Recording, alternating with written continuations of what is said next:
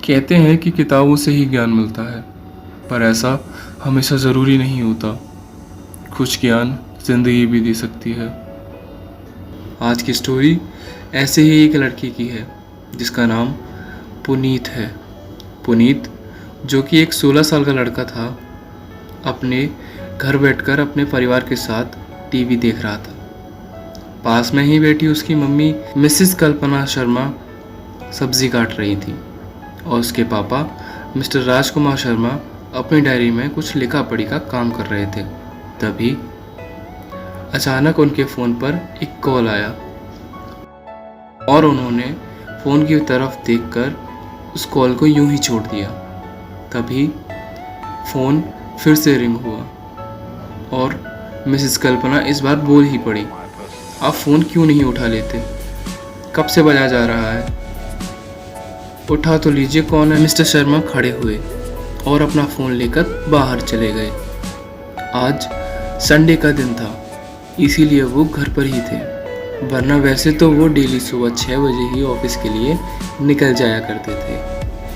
पुनीत का स्कूल उनके घर से करीब 1 किलोमीटर दूर था, इसलिए वो पैदल ही स्कूल चला जाया करता था। स्कूल की टाइमिंग 8 बजे की होती थी और पुनीत स्कूल जाने के लिए 7 बजे ही घर से निकल जाया करता था और शाम को 3 बजे घर लौट आया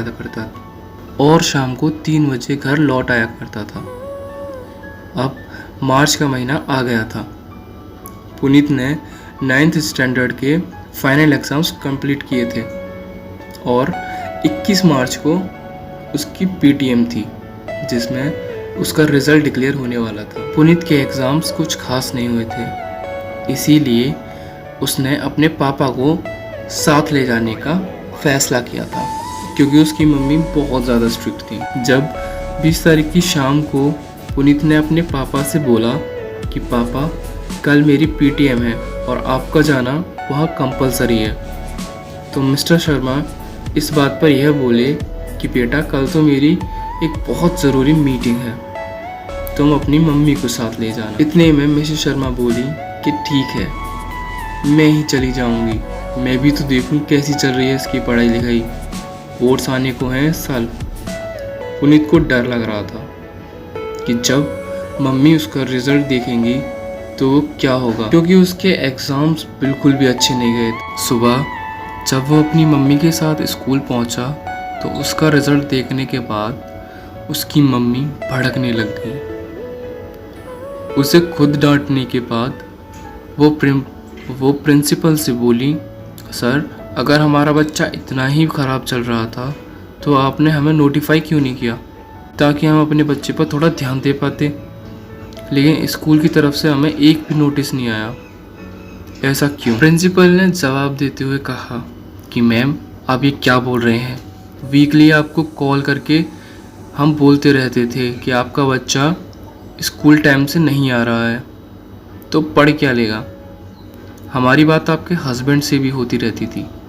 उनका जवाब हमेशा बस यही रहता था कि हम आगे से ध्यान रखेंगे, और आप हमें ऐसे ब्लेम कर रही हैं, this is not fair ma'am. Mrs Sharma ने जैसे ही ये सुना, वो सुनकर गुस्से से लाल हो गई और पुनीत को लेकर फटाफट अपने घर पहुंची। शाम को जैसे ही मिस्टर शर्मा घर लौटे, वो उन पर बरस पड़ी। उनकी बात सुनकर मिस्टर शर्मा ने अपना फ़ोन निकाला और एक फ़ोटो उन्हें दिखाई, जिसमें पुनीत एक गरीब भिखारन को खाना खिला रहा था।